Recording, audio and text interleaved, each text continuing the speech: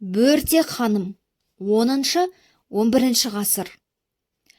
Әйгілі Шыңғыс ханның бәйбішесі Бөрте ханым шамамен 1154-1230 немесе 31 жылдар аралығында өмір сүрген. Ол Қоңырат тайпасының көсемі Дай мырзаның қызы. Шыңғыс ханның әкесі Есугейдің 9 жасар ұлы Темучинді болашақ Шыңғыс хан Қоңырат еліне ертіп апарып, түркі дәстүрі бойынша Бөртеге құда түсіп қайтады.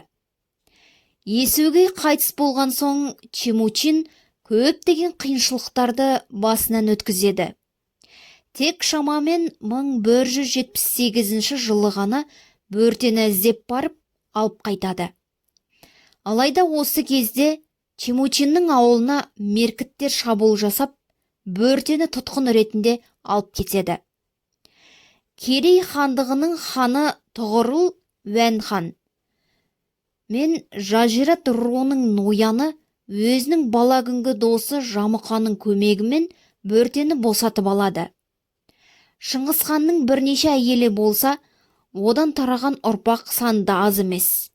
Алайда Шыңғыс хан Бөртеден туған 4 ұлын, Жошыны, Шағатайды, Үгедейді, Төлені өзінің нағыз мұрагерлері деп санайды.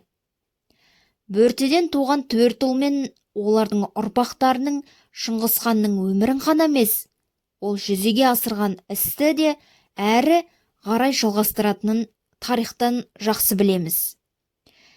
Бөрте Шыңғыс ханның жұбайы, балаларының анасы, кеңесшісі әрі ақылшысы. Ол өзінің парасаттылығы мен ақылдылығының арқасында өз дегеніне қол жеткізе білген. Бөрте туралы мәліметтерде оның өмірі жайлы нақты деректер келтірілмеген. Бөрте Фуджин немесе Бөрте Уджин сөзім моңғол тілінен аударғанда ханым деген мағынаны білдіреді екен. Ұзақ жылдық жұбайлық ғұмырында Шыңғыс хан бәйбішесіне ерекше құрмет көрсетіп, оны бағалай білген.